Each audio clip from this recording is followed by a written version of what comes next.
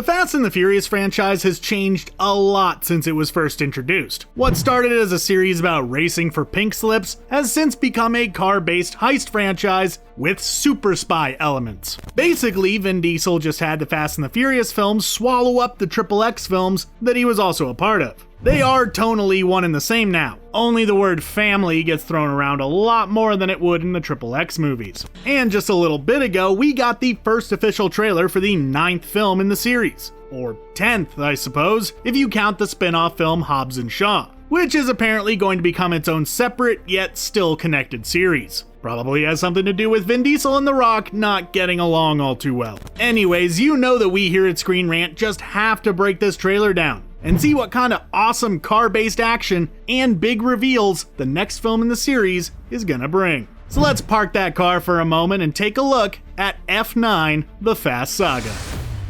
The trailer opens with some shots of Dom's house on a peaceful night, as Dom himself is seen reminiscing about the past, back when things were simpler. Little Brian has gotten a lot bigger than when we last saw him, helping his dad out with some mechanical work on a tractor as Letty approaches. Letty is then seen giving the little boy the silver cross that Dom had given her in a previous film, stating that it is special and for protection from what's coming. Well, that doesn't seem to bode well, as the next shot shows us a very concerned looking Dom. 10 Bucks says something unfortunate happens to the little dude. Maybe he gets kidnapped again. Then we see the family meeting up in a rundown structure, with Tej asking the question on everyone's minds right now. What's next, Dom? Then we get some shots of some cars driving through a tropical looking locale, complete with some of the series' trademark action. All the while, Dom's voiceover explains that no one can outrun their past. And it seems that his past has finally caught up to him, as John Cena's character,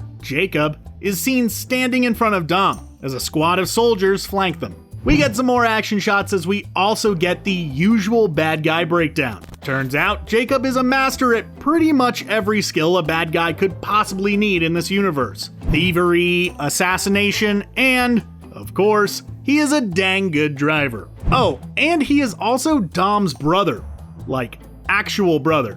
And what a nasty bit of sibling rivalry they seem to have going here, as he straight up lets a bunch of dudes beat the snot out of Dom in what looks like an old prison of some kind. Then we see that the main villain of Fate of the Furious, Cypher, is back, and she is apparently the one pulling Jacob's strings, talking about how the two have always been in competition with each other. We see the two brothers fighting it out, with Dom definitely getting the worst of it. Though he does do a pretty good job of catching a bus, so he's got that going for him. Guess Cypher is looking to take out Dom permanently, as she asks Jacob if he is ready to join her in on this venture. We can assume that he probably says yes here, since otherwise we wouldn't really have much of a movie. There is a shot of a sweet looking party, where the dress code was apparently all white clothing, all the while Magdalene Shaw talks about family and how dangerous it can be. She would know, since the Shaw family is kind of messed up. Jacob and Dom square off, this time with guns as opposed to their fists. Then we get some more awesome action,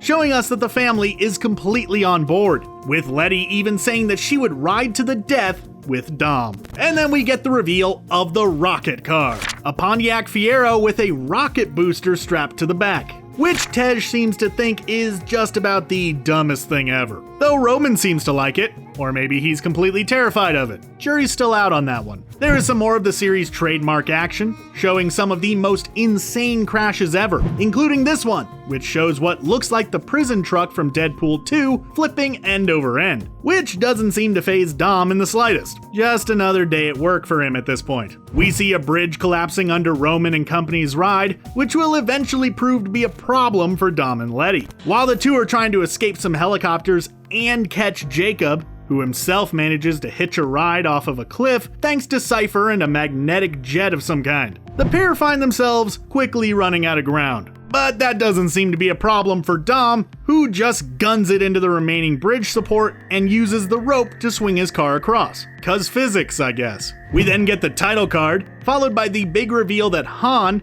who supposedly passed away back during Tokyo Drift, is actually somehow alive and ready to join the action once again. Now, how exactly did he manage to survive a horrible car crash followed by a massive explosion? No idea, but he's here now. and odds are his inclusion is meant to help shore up the numbers for the family, since Hobbes and Shaw are off doing their own thing. Also willing to bet some serious money that Jacob will wind up joining our heroes by the end of the film. John Cena has such a good guy brand that I can't really imagine him wanting to stay a baddie the whole way through a major franchise film.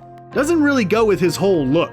Luckily, we won't have to wait too long to see if any of this is right, since the film hits theaters May 22nd. What did you think about the trailer for F9? Are you excited to check it out? If for no other reason than to figure out how Han is still alive? Let us know your thoughts down in the comments below. And while you're down there, why not consider subscribing to Screen Rant for even more awesome videos just like this one. Thanks for watching, and I hope to see you at the movies.